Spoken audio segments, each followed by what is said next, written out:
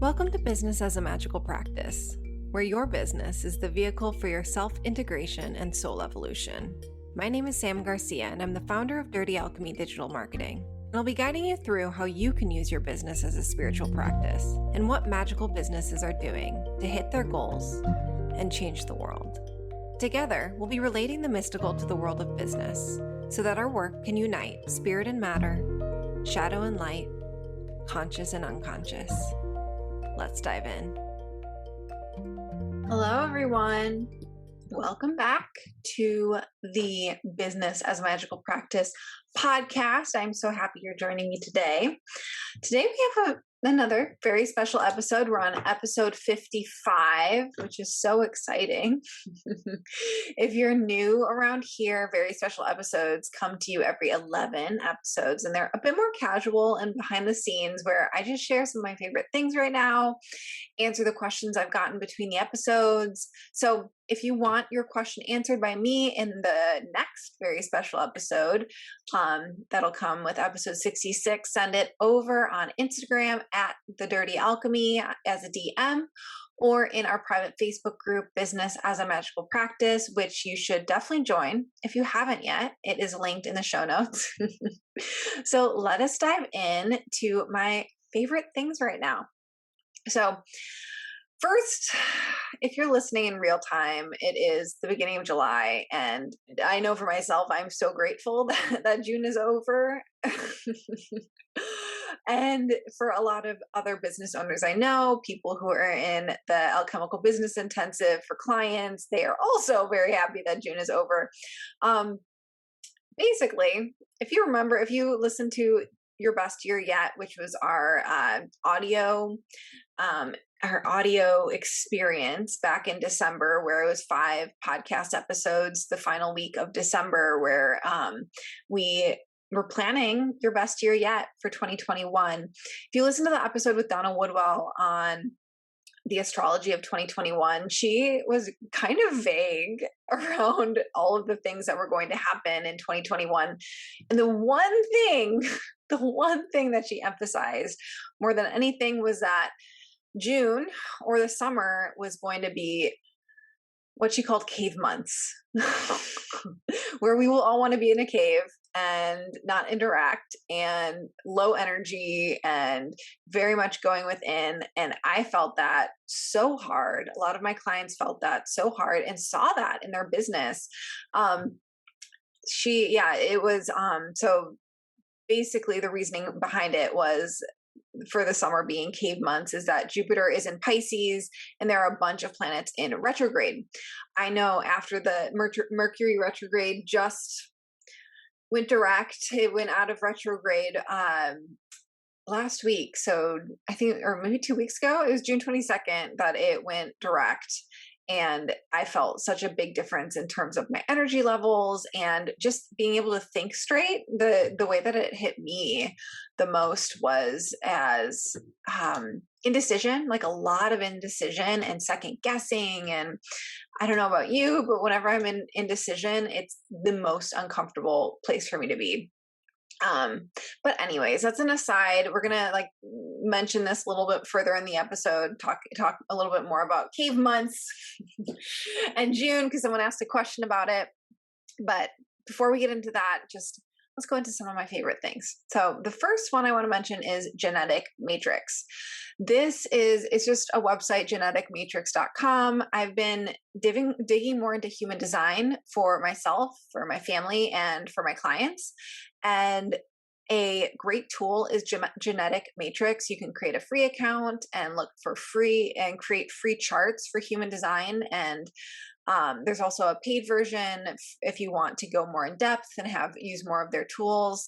But I've been having a lot of fun with it. They have an interactive element where you can put in a chart and open up the interactive tool and just click the different parts of the chart, and it'll tell you more details about this gate or that channel or this circuit or that type. And so you don't have to go and look a bunch of things up. It's been really fun too, because you can create like solar return charts and Saturn return charts and connection charts to see how other people interact with you. Because if you know a little bit about human design, when you overlay two people's charts and you see how the different circuits and channels change when you're in interaction with another person, it's just so interesting to actually look into the energetics behind a relationship. So that's been my favorite recent thing. One of my favorite recent things. The next one has been grocery delivery. So I'm so late to this party. I know that everyone got turned on to grocery delivery in during COVID, so in 2020.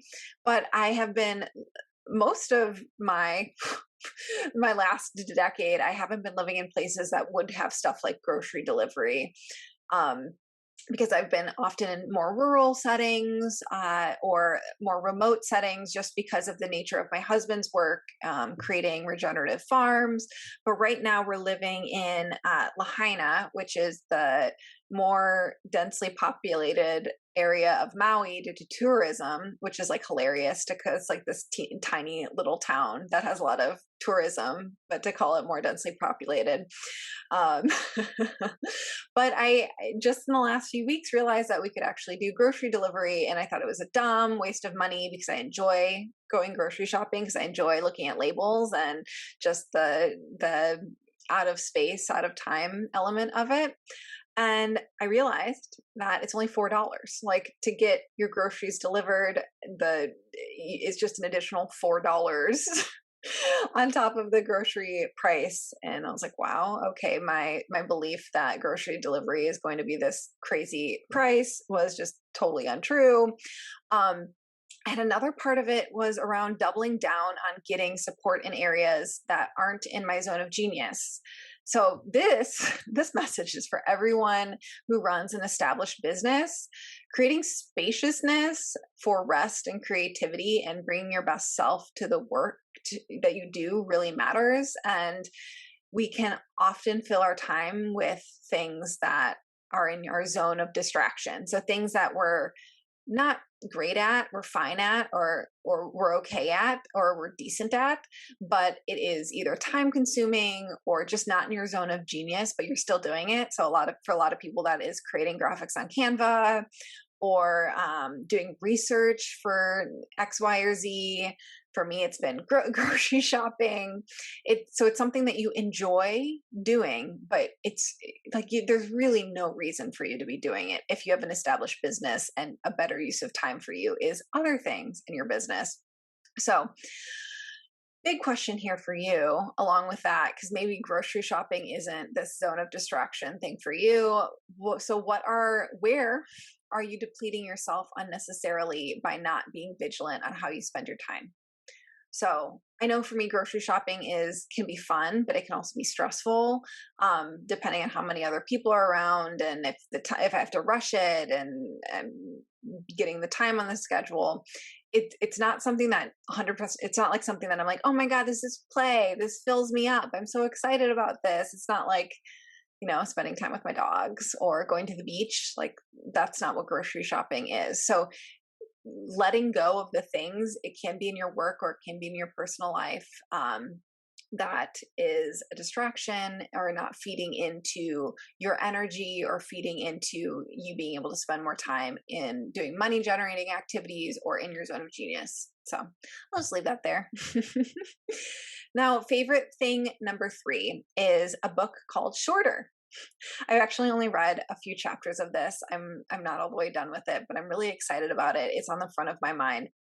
And maybe I should. Okay, I'm getting up right now to get the book so I can read the subtitle.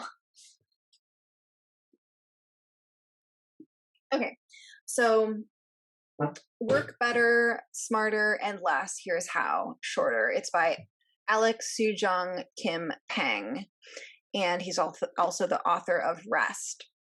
So, why I'm really excited about this book, and it was turned on to me. I was listening to Amy Porterfield's podcast it was fairly recently, on how she's switching her entire company to everyone working 4 days a week.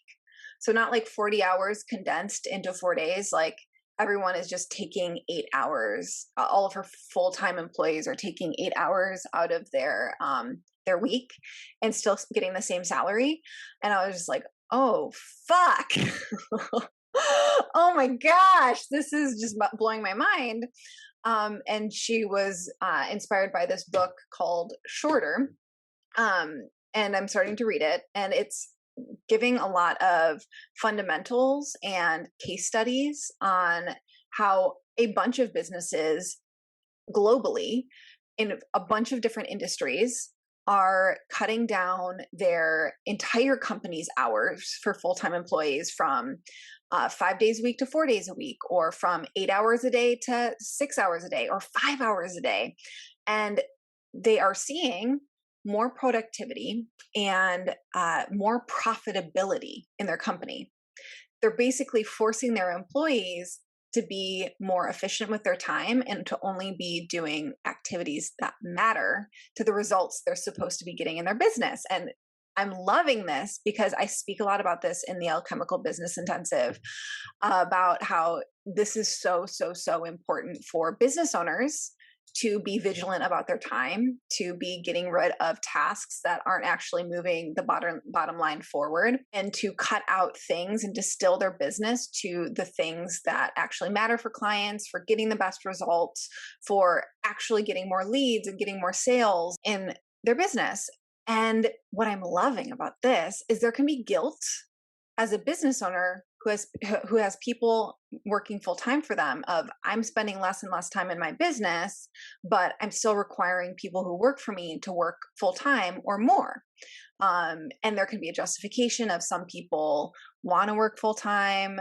Some people, like, not everyone's built for entrepreneurship, and some people want a full-time job.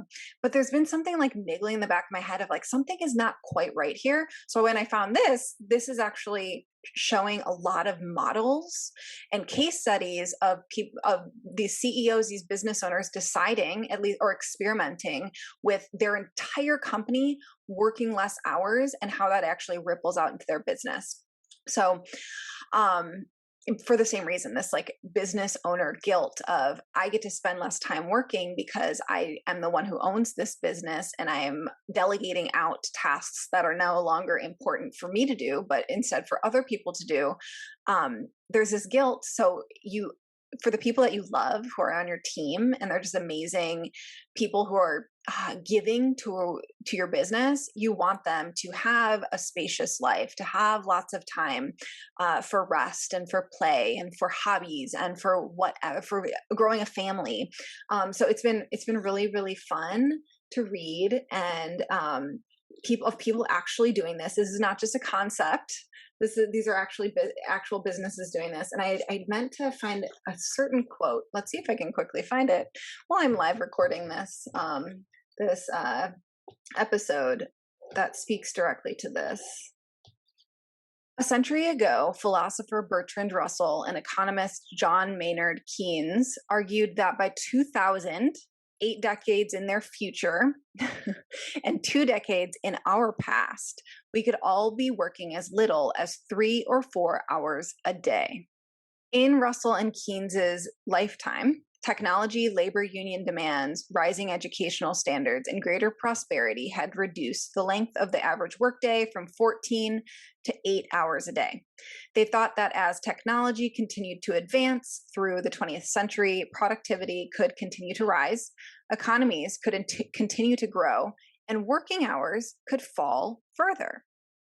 But Russell also warned that while modern methods of production have given us the possibility of ease and security for all, if productivity gains and profits were hoarded by factory owners, executives, and investors, those same advances could be used to create a world that offered overwork for some and starvation for others.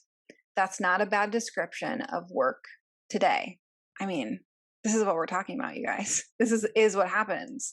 CEOs or business owners who aren't even working in their business anymore because they have an owner independent business, have a people working really, really hard, long hours for them. And while they get to just enjoy the spoils of their that labor. And I'm someone who I love working. I love creating. I love being in my business and seeing results. So I'm not someone who would ever not want to work, because there's so much purpose in it. And I know a lot of you feel the same way. People on my team feel the same way. But there is a lot of room to cut down on hours and to be more productive in the work that we do. And it's been interesting to read some of these examples that, because if you are like an online program or online course creator, there's a lot of scalability in that, and there's a lot of opening. There are plenty of openings and opportunities to make money that's independent of hours. But my business and a lot of other businesses don't also have offers that require someone's time. So like, I run a digital marketing agency. Creating assets for clients and doing marketing for clients requires hours. So they're actually giving examples in here of client-based businesses like that. It actually works for them too. And speaking a lot to the boosting of creativity and productivity when there's a lot more rest and a lot more play in our lives. So anyways, this is not this is not something I've experimented with. Amy Porterfield right now, which I think how many employees did I think she said she had like 20 employees right now, and they're all experimenting with a 4-hour work week. And I am contemplating it. I'm reading this book and want to start playing around with this idea. And if anyone else is interested in stuff like this, read the book Shorter by Soojung-Kim. And let's chat about it, because I'm just so curious about what this could actually look like, and how spaciousness and time freedom for an entire company, not just a business owner, can change the world, because I actually think it would. Okay, so those are my favorite things of the moment. And by the way, some people have started sharing their favorite things too on Instagram and in the Facebook group. And I love seeing those. Thank you so much for sharing. It is such a fun way to discover new things and find inspiration. So if you've been loving anything right now, reach out and let me know. Just comment on my last Instagram post or send a DM at The Dirty Alchemy. And I really selfishly just want all the genius ideas from you guys. I love that back and forth flow that this podcast has created.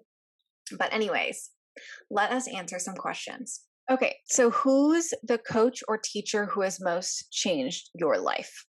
And I don't have a single answer, because different teachers came in at different times. And I feel like if those teachers came in at different times of my life, they wouldn't have impacted me at all. But it was like a perfect timing situation of what I needed in my life, and them having a specific message there.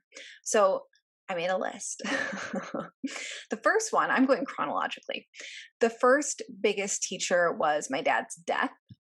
And that was when I was 19, and it broke me apart. And it was this situation where a guy at 55 died within 2 months of a chronic diagnosis, and unexpectedly died, who was seemingly healthy. It broke me apart emotionally and made me very comfortable with the concept of death and dying, and detached from it in some ways. And also it launched me down this conspiracy theory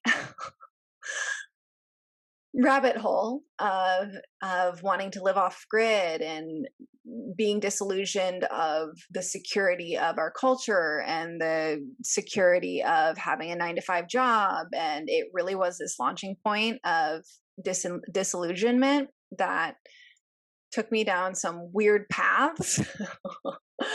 And I don't even know where I would be if he was still alive. I probably would have had a different path, because I would have gone a more traditional route. I was at a university studying to be a researcher in a biochemistry lab because I wanted to research cancer. And I don't know if I would have had such a level of being broken open to the traps of society if it hadn't have happened. So that was the first big teacher, I think. Next one was transcendental meditation, which I found when I was 20.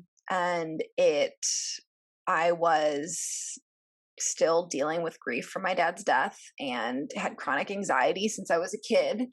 And it was a huge teacher in connecting me with my body and connecting me with beyond and opening up to spirituality. It was really big for that. The next was Tim Ferriss.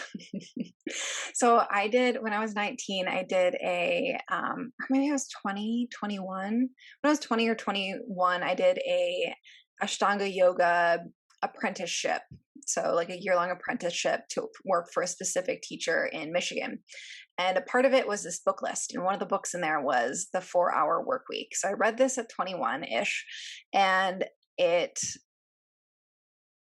was this level of disillusionment of the way that our society is set up. And I mean, we just talked about shorter, and Tim Ferriss wrote this with the 4-Hour Work Week, but again, from the business owner's perspective of cutting down your hours to 4 hours a week versus an entire company culture. But that's an aside.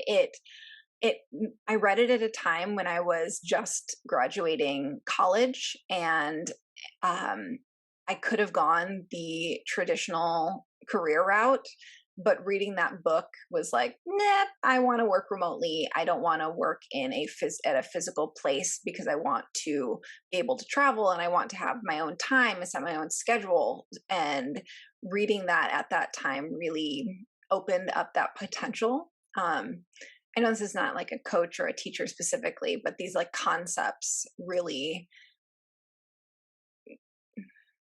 fed into who I am now and where I am now. Okay, next one is Teal Swan. I know there's a lot of controversy around her, but I'm absolutely a person who thinks the rice strainer analogy fits with all gurus and teachers and public figures, where if you can take the beauty and what works for you from their message, you will get so much farther. And I definitely talked about this on a previous podcast episode, that if we find something that we do not like about a public figure or a coach or a teacher or a guru or whoever, if we find something we don't like or we're kind of like icked out by, and we throw away their entire body of work, like you would have to not learn from anyone ever on the planet, because we're all humans and we all have fucked up sides of ourselves and shadows, and do shitty things in order to learn certain lessons in this lifetime. So Teal Swan, I feel like her teachings I found shadow work through Teal, and a lot of other spiritual lessons from Teal, just watching her YouTube channel. Later, I became a completion process certified practitioner. And that entire process really taught me the power of emotions and the power of using emotion as this anchor in order to do soul reintegration and shadow work in and of itself. So yeah, I mean, finding shadow work was such a major thing for me. I had kind of discounted a lot of spirituality because all of the law of attraction stuff didn't resonate with me. Like the Buddhism stuff was like fine, but didn't fully resonate with me. And I felt like a missing component was shadow work, and to be able to actually learn from her and learn the process and to start actually doing my own shadow work was really powerful. Next is Carolyn Elliott, another controversial figure for many people. But her existential kink process was this igniter to actually allow shadow work to be a daily pleasurable process. Because if anyone's done like hardcore shadow work, it can fuck you up in in your day-to-day life, because it will, like, before you get through the shadow, like that one shadow, you will just feel really shitty and low and all sorts of whatever. But with her existential kink process, bringing this pleasure element to shadow work makes it happen faster, makes it so that you can actually function in reality while also having these insane spiritual experiences and integration processes. So Carolyn Elliott's been a massive impact on my life. She's also a client, so obsessed with her. Okay, next one is Amanda Francis.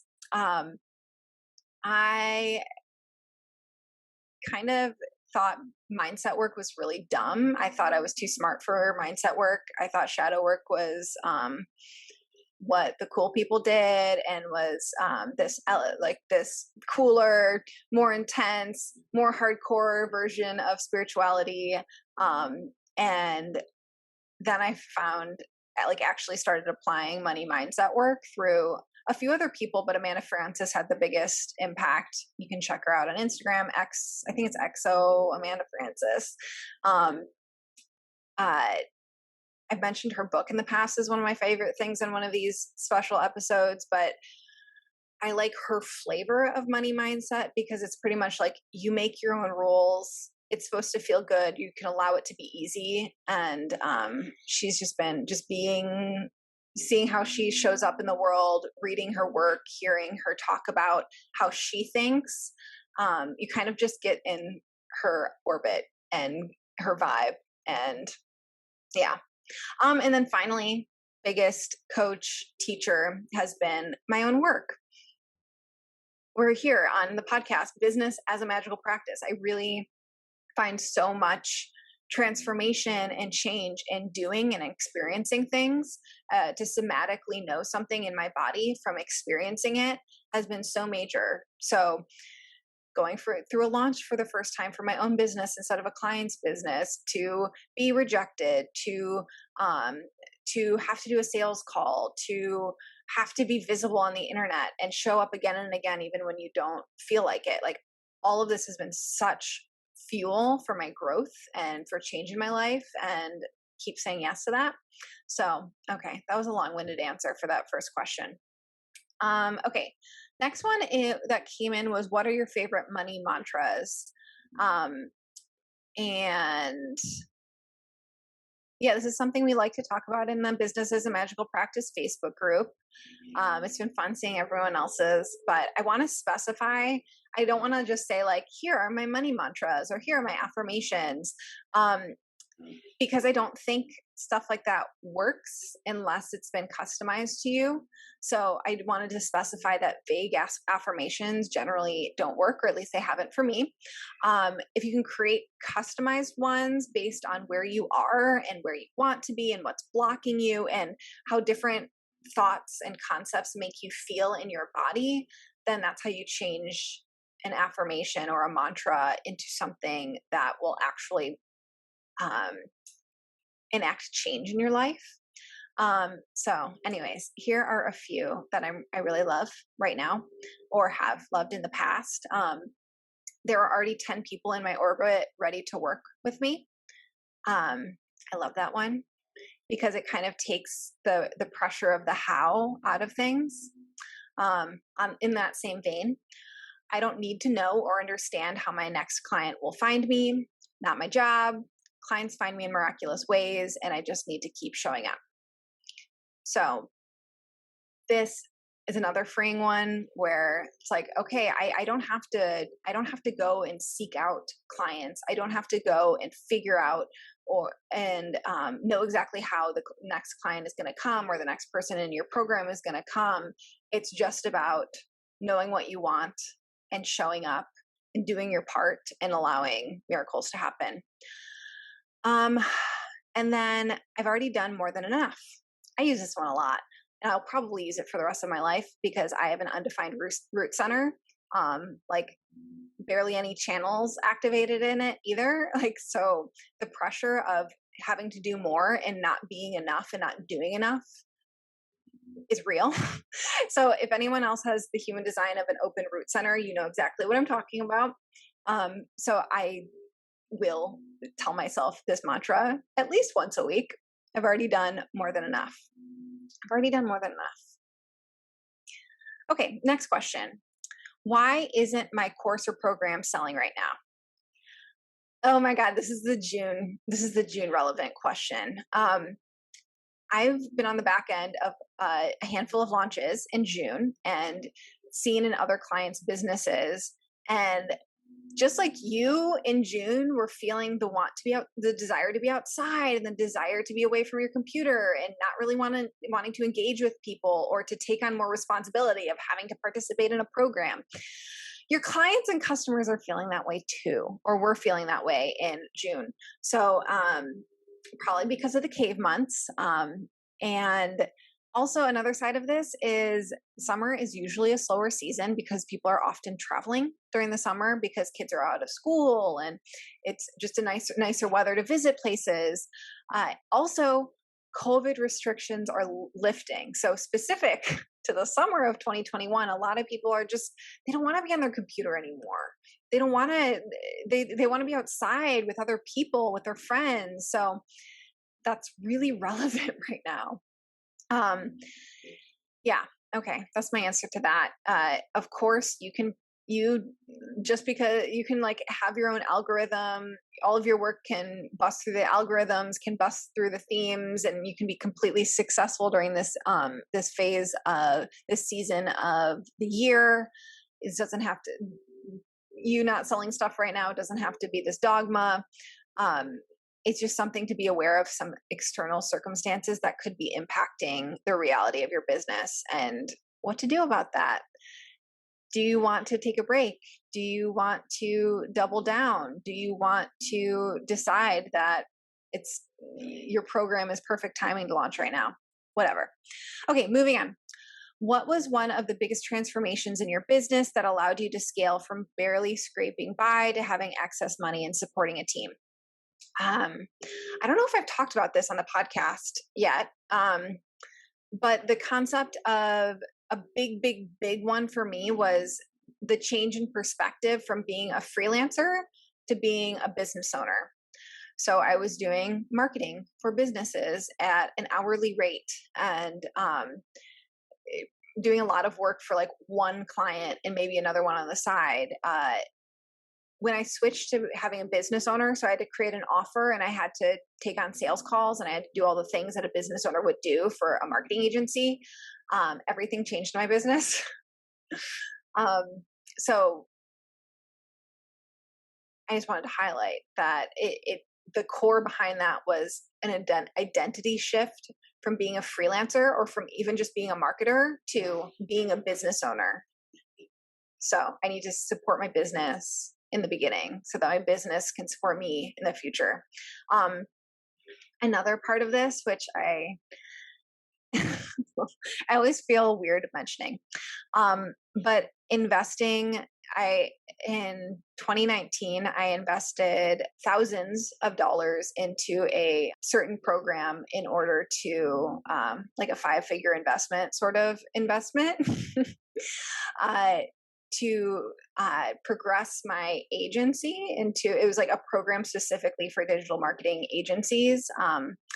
And I point back to that and I saw the growth in my business. And like the 3 months after I did that, whatever it was, it lit a fire under my ass, or it reinforced this, this identity shift into a business owner or an agency owner from just being a freelancer. And I hate talking about this because it always makes me gag every time a coach or a teacher says that you have to hire a coach for $20,000 in order to charge coaching for $20,000, or you have to buy a $2,000 program in order to sell a $2,000 program. And I just don't think it's true. I really don't think it's true. However, from personal experience and from hearing a lot of other people say the same thing, there is something in the exchange. There's something that happens to you when you spend a lot of money on something. So if you invest a good chunk of money into your business, you are more likely to take it more seriously. You're more likely to be more invested in your business. That doesn't have to be true for you. I'm not saying that has to be true. I've just, in my own experience, investing heavily into my business has actually made my business grow faster. So that's another one. Okay, so those were the questions that were sent in. Those are some of my favorite things. Thank you so much for being with me today. I wanted to sign off with that applications have now started rolling in for the next round of the Alchemical Business Intensive. And a few people have been asking about what kinds of transformations have happened for people already in the program.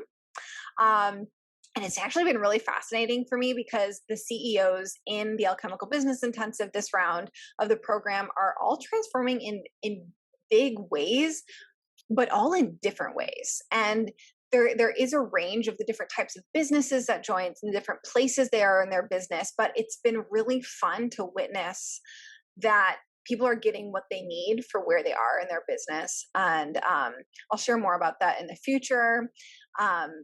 Regarding different people, we're going to have a few people on the podcast to chat about their experience, and love to, if you're feeling called to join the Alchemical Business Intensive, or you're more curious about it, we're now taking applications in for the October round. So if this all sounds amazing to you and you want to tap into your unique transformation that your business needs to hit at its next level, early applications now open. When you apply during this early enrollment period, so in July, so if you apply in July and you join in July, you'll get a bonus one-on-one call with me, a full strategy session with me to talk about your business, and you'll get clarity on the next best moves for you to take in the coming months. So in August and September for when we actually start in October. Go to thedirtyalchemy.com/mastermind to learn more and apply. And thank you for tuning in every week. Don't forget to send all of your magical marketing questions over for the next very special episode 66, when that happens, 11 episodes from now. Until then, I will see you next Thursday. Have a great week.